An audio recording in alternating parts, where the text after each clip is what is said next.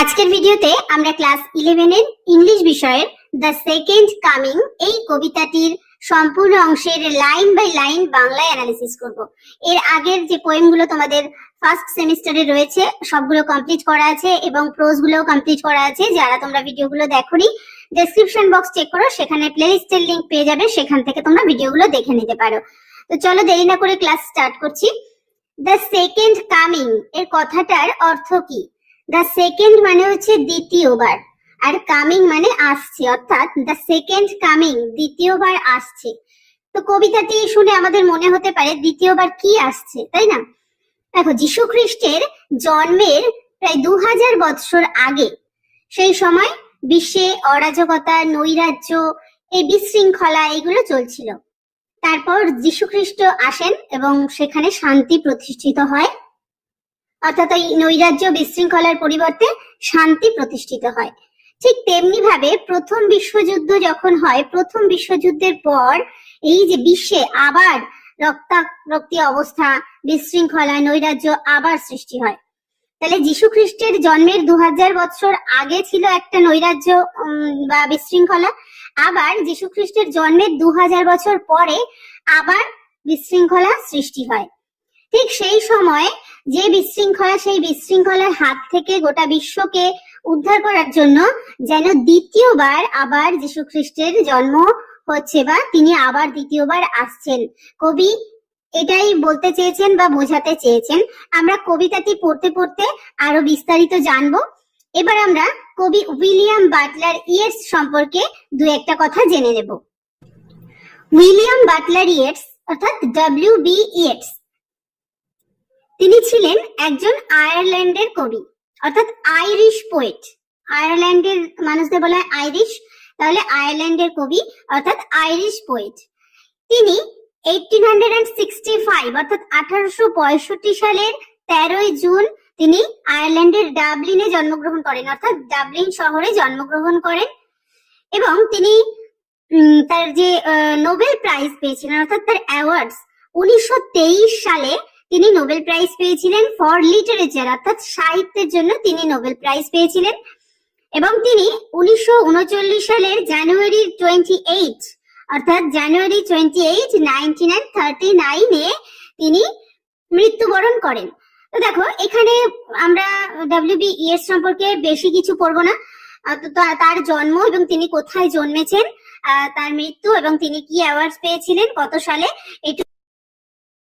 প্রথম বিশ্বযুদ্ধের পর 1919 সালে এই কবিতাটি অর্থাৎ দ্য সেকেন্ড কামিং কবিতাটি লেখা হয়।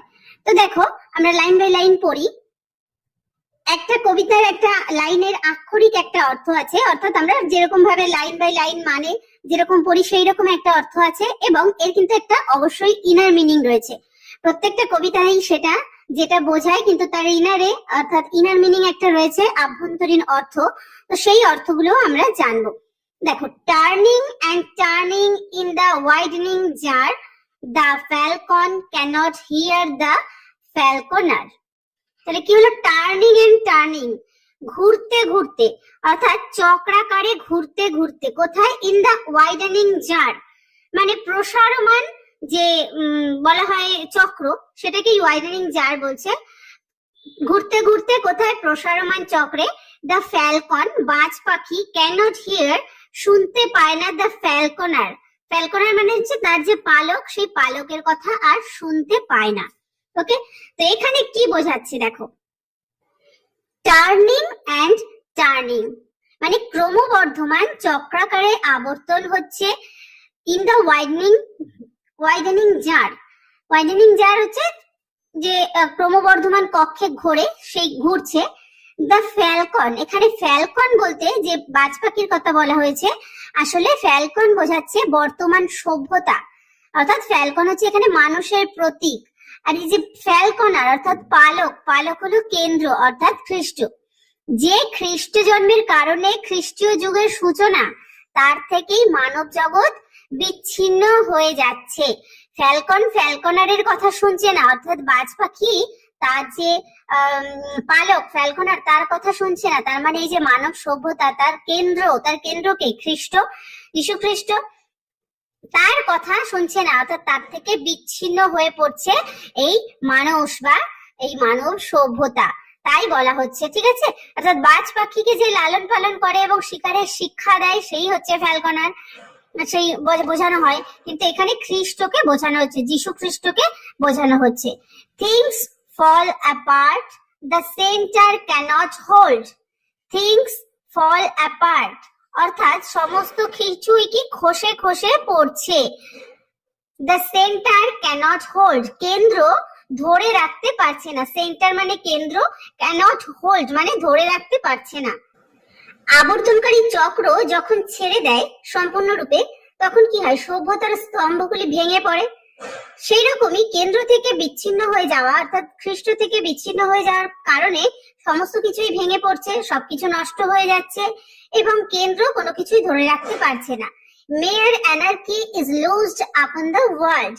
মেয়ার অ্যানার্কি, অ্যানার্কি মানে হচ্ছে নৈরাজ্য বা অরাজকতা। মেয়ার অ্যানার্কি বলা হচ্ছে যে কি প্রথম বিশ্বযুদ্ধের পর গোটা খ্রিস্টিয়ান সমাজে সামাজিক ও রাজনৈতিক অস্থিরতাকে বোঝানো হচ্ছে, যে শুধুমাত্র বিশৃঙ্খলা, সমাজে শুধুমাত্র বিশৃঙ্খলা বিরাজ করছে। The blood dimmed tide is loosed and everywhere the ceremony of innocence is drowned. বলছেন যে ব্লাড ডিমড, ব্লাড ডিমড মানে হচ্ছে রক্ত স্নাত। এই যে রক্ত স্রোত বা রক্তপাতে শেষ হয় যে হিংসা, সেই হিংসাকে বোঝানো হচ্ছে। and everywhere সব জায়গায় the ceremony of innocence is drowned. The ceremony of innocence মানে কি দেখো, নিষ্কলুষতা, সব রকম সহিংসতা বিরোধী, অর্থাৎ কোন রকমের হিংসা নেই।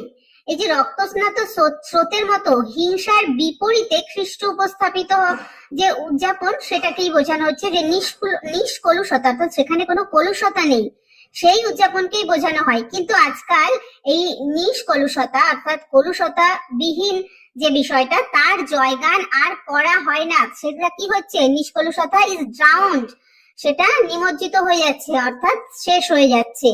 তাহলে বোঝা গেল the blood dimmed tide is loosed মানে চারিদিকে কি, এর দ্বারাই বোঝা যাচ্ছে কি প্রথম বিশ্বযুদ্ধের পর যে মানে ভয়াবহতার সৃষ্টি হয়েছিল, প্রচুর রক্তপাত হয়েছিল, সেই রক্ত স্রোত হয়ে উঠেছে সমস্ত জায়গায়। and everywhere the ceremony of innocence is drowned, এবং যেখানে নিষ্কলুষতা, ceremony of innocence মানে সেখানে কোনো কলুষতা নেই, হিংসা নেই, is drowned সেগুলো নিমজ্জিত হয়ে যাচ্ছে। the best lack all conviction while the worst are full of passionate intensity. the best মানে যারা সবচেয়ে ভালো বা জ্ঞানী মানুষ, শুভ বুদ্ধি সম্পন্ন মানুষ, lack all conviction কি তারাও তাদের যে সমস্ত মানে তাদের মধ্যে যে শ্রেষ্ঠত্ব ছিল তারও কি ল্যাক, অভাব রয়েছে। দ্য বেস্ট ল্যাক মানে অভাব, অল কনভিকশন সমস্ত দৃঢ় বিশ্বাস বা যে তাদের মধ্যে যে বিশ্বাস রয়েছে, তাদের মধ্যে যে শুভ বুদ্ধি রয়েছে। বেস্ট মানে কি, এখানে শুভ বুদ্ধি সম্পন্ন মানুষ বলা হচ্ছে, তাহলে তাদের মধ্যে যে বিশ্বাস যে বুদ্ধি রয়েছে সেগুলোর কি হচ্ছে? ল্যাক, সেগুলোর অভাব হচ্ছে। while the worst are full of passionate intensity, যখন কি worst মানে হচ্ছে যারা সবচেয়ে খারাপ, তাহলে বিপরীতে কি হচ্ছে? যারা সবচেয়ে খারাপ সেই ধরনের মানুষের মানে রমরমা দেখা দিচ্ছে, অর্থাৎ নিকৃষ্ট যারা, তারা কি প্রচন্ড রকমের যে অধর্ম মানে অধর্ম, তারা সেই অধর্মে মেতে উঠেছে। ওকে, তাহলে প্রথম স্ট্যান্ডাতে আমরা কি জানলাম একটুখানি আমরা আরেকবার দেখো রিপিট করছি, যে কি মানুষ ঘুরতে ঘুরতে গেছে, এই যে বিস্তৃত যে চক্রাকারে ঘুরতে ঘুরতে মানুষ বা মানব সভ্যতা তার যে সৃষ্টি তার থেকে আলাদা হয়ে পড়ছে, যাতে কি সমস্ত জিনিস নষ্ট হয়ে যাচ্ছে, সবকিছু খসে পড়ছে এবং সেন্টার অর্থাৎ কেন্দ্র সে কোনো কিছু ধরে রাখতে পারছে না, অর্থাৎ সবকিছুই কেন্দ্রের বাইরে চলে যাচ্ছে। মেয়ার anarchy is loosed upon the world মানে চারিদিকে বিশ্বে কি ছেয়ে গেছে? নৈরাজ্য, অরাজকতা সৃষ্টি হচ্ছে বা ছেয়ে গেছে, ভর্তি হয়ে গেছে। এবং রক্তস্রোত, the blood dimmed tide is loosed পুরো রক্তস্রোতে ভর্তি হয়ে গেছে, যেহেতু প্রথম বিশ্বযুদ্ধের বর্ণনা রয়েছে, কারণ এর আগে প্রথম বিশ্বযুদ্ধের কারণে কিন্তু অরাজকতা, নৈরাজ্য এগুলো সৃষ্টি হয়েছিল। তো সেই কারণে বলা হয়েছে যে চারিদিকে রক্তস্রোতে ভেসে গেছে। And everywhere the ceremony of innocence is down, এবং সব জায়গায় যে একটা সহিংসতা বিরোধী যে একটা নিষ্কলুষতা রয়েছে সেগুলো কি নিমজ্জিত হয়ে যাচ্ছে, অর্থাৎ সেগুলোও নষ্ট হয়ে যাচ্ছে। যারা বেস্ট অর্থাৎ যারা শুভ বুদ্ধি সম্পন্ন মানুষ তারাও তাদের দৃঢ় বিশ্বাস সেগুলো হারিয়ে ফেলেছে, অর্থাৎ তাদের মধ্যে এগুলোর অভাব দেখা যাচ্ছে। while the host are full of passionate intensity, যখন দেখা যাচ্ছে the host মানে যারা সবচেয়ে খারাপ সেই সমস্ত নিকৃষ্ট মানুষেরা অধর্মে মেতে উঠেছে। তাহলে বোঝা যাচ্ছে যে আবার একটা অরাজকতা বা নৈরাজ্য কিন্তু এখানে সৃষ্টি হচ্ছে। এইবার আমরা সেকেন্ড কামিং কিভাবে আসছে এবার আমরা জানবো। দেখো, surely some revelation is at hand, surely মানে নিশ্চিত ভাবে, some revelation is at hand, revelation মানে হচ্ছে কোনো লুকানো কোনো কিছুকে জানা, অর্থাৎ অস্বাভাবিক বা আশ্চর্যজনক কোনো কিছুর উদ্ভাসন, অর্থাৎ কোনো কিছু আসছে। is at hand মানে কোনো কিছু চলে এসেছে, আশ্চর্যজনক কোনো কিছু। surely the second coming is at hand, নিশ্চিত ভাবে the second coming দ্বিতীয় কামিং বা দ্বিতীয় আগমন এসে গেছে। the second coming মানে দ্বিতীয় আগমন। hardly are those words out, মানে এই যে কথাগুলো কথা যত মানে বলার সঙ্গে সঙ্গেই when কি হলো a vast image out of spiritus mundi, a vast image, vast image মানে হচ্ছে দৃশ্যপটে কেন্দ্রের অভিমুখে অর্থাৎ কেন্দ্রের দিকে যাচ্ছে একটি বিশাল জন্তুর গমন বোঝানো হচ্ছে। কি আউট অফ স্পিরিটাস মান্ডি, স্পিরিটাস মান্ডি হচ্ছে এখানে কবির ইয়েটস এর কল্পনায় বোঝাচ্ছেন যে রুক্ষ জন্তুকে নির্মাণ করে তা খ্রিস্টের প্রতিপক্ষের প্রতি, খ্রিস্টের প্রতিপক্ষ মানে যীশু খ্রিস্টের বিরোধী, অর্থাৎ এটা একটা ল্যাটিন শব্দ যার অর্থ হচ্ছে আত্মজগৎ বা চিত্র ভান্ডার। তো বলা হচ্ছে যে এই চিত্র ভান্ডার যেটা সম্পূর্ণ কল্পনার, তো সেখান থেকে যেন একটা মানে কি বলা হচ্ছে ভাস্ট ইমেজ মানে বিশাল একটা ছবি, ইমেজ মানে ছবি, কিন্তু এখানে বিশাল একটা জন্তুর আগমন হচ্ছে।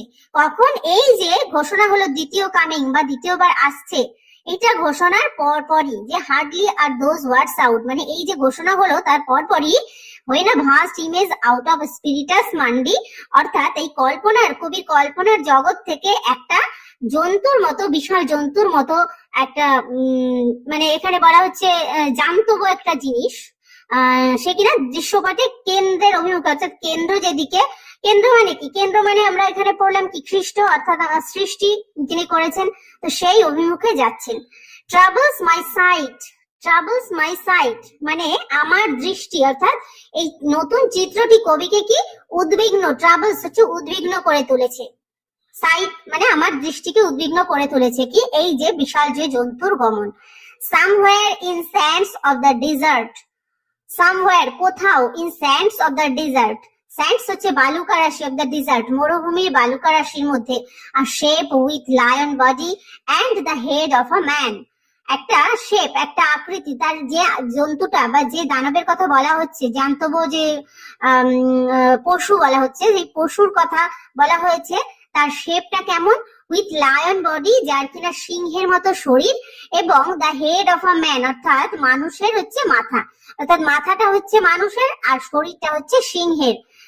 আ gaze blank and pitiless as the সান।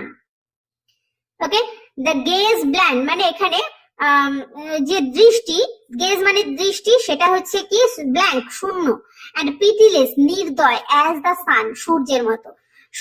সূর্য পিটিলেস কেন? সূর্য প্রচন্ড প্রখর রৌদ্র দেয় এবং কি সেটা তো দেখে না, সূর্য তো আর দেখছে না কে কার গরম লাগছে কার কষ্ট হচ্ছে, তাহলে সে নির্দয় এবং তার শূন্য দৃষ্টি। ঠিক সেইভাবে বলা হচ্ছে যে a gaze blank and pitiless as the sun, এই সূর্যের মতোই শূন্য দৃষ্টি এবং নির্দয় কাকে বলা হচ্ছে? সেই যে জন্তুটা তার যে বর্ণনা দিয়েছেন কবি এখানে তার কথা বলা হয়েছে। কিভাবে আসছেন দেখো, is moving its slow thighs while all about it real shadows of the indignant desert birds, ধীরে স্লোলি মানে স্লো মানে ধীরে, থাইস মানে উরুভঙ্গ অর্থাৎ ধীরে ধীরে উরুভঙ্গের মধ্য দিয়ে সে চলেছে, while যখন all about it মানে তার চারিদিকে কি রয়েছে, reel shadows of the indignant desert birds, indignant desert birds হচ্ছে যে মরুভূমির যে পাখি রয়েছে সেই পাখিদের ছায়া শ্যাডোজ সেগুলো রিল রিল মানে হচ্ছে তাকে ঘিরে রয়েছে, তাকে ঘিরে রয়েছে, ওই জন্তুটাকে ঘিরে রয়েছে। The darkness drops again, darkness হচ্ছে অন্ধকার, ড্রপস এগেইন আবার অন্ধকার নেমে এসেছে। বাট নাও আই নো, কিন্তু এখন আমি জানি that 20 centuries of stony sleep, 20 centuries মানে 2000 বছর, অর্থাৎ খ্রিস্ট সভ্যতার 2000 বছরের যে সময়কাল, সেই সময়কালের অফ স্টোনি স্লিপ, সেই পাথরের নিদ্রা, পাথরের ঘুম কি হচ্ছে, were vexed to nightmare by a rocking cradle, were vexed to a nightmare, vexed মানে হচ্ছে রাগিয়ে দেওয়া, মানে রেগে গেছে কিসে, টু আ নাইটমেয়ার, নাইটমেয়ার মানে দুঃস্বপ্নে। তাহলে বলা হচ্ছে কি যে আধার নেমে এসেছে আবার। কিন্তু কবি বলছেন এখন আমি জানি যে 20 শতকের যে প্রস্তর নিদ্রা সেটা দুঃস্বপ্নে কি করেছিল, দেখো দুঃস্বপ্নে দুলে উঠেছিল কি, বাই আ রকিং ক্র্যাডেল মানে একটা যে শিশুর দোলনা যেরকম ভাবে টানে না, ঠিক তার দ্বারা যেন দুলে উঠেছিল। কিসে দুলে উঠেছিল, এই যে স্টোনি স্লিপ, যেন পাথরে ঘুম ভেঙেছে। কার ঘুম ভেঙেছে, এই যে সেকেন্ড কামিং, দ্বিতীয়বার আসছে, সে যেন কি রূপে আসছে, একটা জন্তু রূপে আসছে। সে কিন্তু ভালো দানব মানে খ্রিস্ট যেমন, যীশু খ্রিস্ট যেমনি এসেছিলেন মানুষের দুর্দশা দূর করার জন্য, নৈরাজ্য দূর করার জন্য, ঠিক তেমন ভাবে নয়, যেন জন্তুর মতো আকারে আসছে। এই যে 20 centuries এর পরে এই যে স্টোনি স্লিপ মানে যেন পাথরে ঘুম ঘুমাচ্ছিল, তারপরে তার ঘুম ভেঙেছে এবং দুঃস্বপ্নের মতো যেন, এবং ভেক্স টু নাইটমেয়ার এবং দুঃস্বপ্নে রেগে গেছে কিসে, বাই এ রকিং ক্র্যাডেল মানে শিশুর যে দোলনা, সেই দোলনার টানে। And what rough beast its hour come round at last, কি বলছে যে আরেক বিভৎস পশু, হোয়াট রাফ বেস্ট মানে বিভৎস পশু, its hour come round at last মানে তার বুঝি শেষ পর্যন্ত তার সময়, আওয়ার কাম রাউন্ড মানে তার বুঝি শেষ পর্যন্ত সময় এসেছে।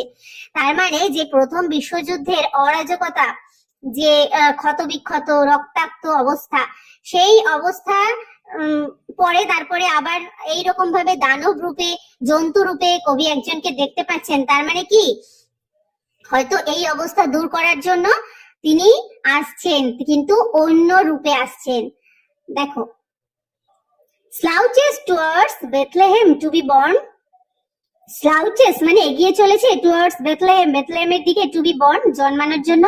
তাহলে এই লাইনটার মধ্যে দিয়েই আমরা বুঝতে পারছি, দেখো বেথলেহেমে কে জন্মেছিলেন, যীশু খ্রিস্ট জন্মেছিলেন। বলছেন যে ইনি কি সেই বেথলেহেমের দিকে এগিয়ে চলেছেন আবার পুনরায় জন্ম তার হওয়ার জন্য। তাহলে যীশু খ্রিস্ট কি আবার অন্য রূপে, অন্য ভাবে তিনি তার আগমন ঘটছে, এই লাইনটার মধ্যে দিয়ে আমরা পরিষ্কার বুঝতে পারছি, তাই না, যেহেতু তিনি বেথলেহেমে জন্মেছিলেন। কবি এখানে যেই যে জন্তুর কথা বলছেন, যার এই যে শেপ উইথ লায়ন বডি অর্থাৎ সিংহের শরীর এবং হেড অফ আ ম্যান এবং মানুষের মাথা, এইরকম দেখতে যে জন্তুটি, সে কি এগিয়ে চলেছে বেথলেহেমের দিকে আবার জন্মাবে বলে। ওকে, তাহলে আমরা বুঝতে পারলাম এই যে সেকেন্ড কামিং কবিতার সম্পূর্ণ অংশটা। তাহলে আমরা সেকেন্ড স্ট্যান্ডাতে কি পেলাম, কবি বলছেন যে হ্যাঁ সেকেন্ড কামিং নিশ্চিত ভাবে আসতে চলেছে, এবার এসে গেছে।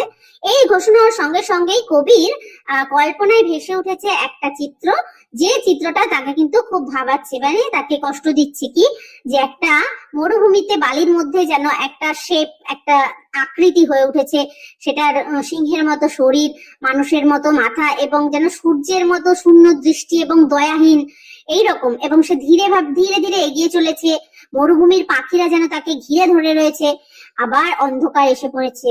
এখন এই যে 20 শতকের অর্থাৎ খ্রিস্ট জন্মের 2000 বছর পরের যেন পাথরে ঘুম ভেঙেছে এবং দুঃস্বপ্নে দুলে উঠেছে শিশুর দোলনার মতো আর কি। এবং কি বলছেন যে হোয়াট রাফ বিস্ট, কি একটা ভয়ঙ্কর বা খারাপ একটা জন্তু, তার শেষ পর্যন্ত এখন সময় এসেছে। এবার মানে এই যে পরিস্থিতি তৈরি হয়েছে, সেই পরিস্থিতিটাকে যাতে আবার সেটাকে কিভাবে ঠিক করা যায়, তার জন্য যেন এই রকম মানে কি মূর্তিতে আসছেন, তো সেই বর্ণনা করার জন্যই বলা হচ্ছে যে তার বুঝি এখন আসার সময় হয়েছে, যে তিনি কি বেথলেহেমের দিকে যাচ্ছেন জন্মানোর জন্য, অর্থাৎ যীশু খ্রিস্টের পুনরাগমন, সেটা তার অন্য রূপে আগমন ঘটছে। এই বিষয়ে রয়েছে সেকেন্ড কামিং কবিতাটি। ঠিক আছে, কবিতাটি আমি খুব সংক্ষেপে বা ছোট ছোট করে সহজভাবে বোঝানোর চেষ্টা করেছি। আশা করছি তোমরা বুঝতে পেরেছো। ভিডিওটি ভালো লাগলে অবশ্যই একটা লাইক করো, কমেন্ট করো, বন্ধুদের মধ্যে শেয়ার করো। আর ভিডিওটি শেষ পর্যন্ত দেখার জন্য প্রত্যেককে থ্যাংক ইউ।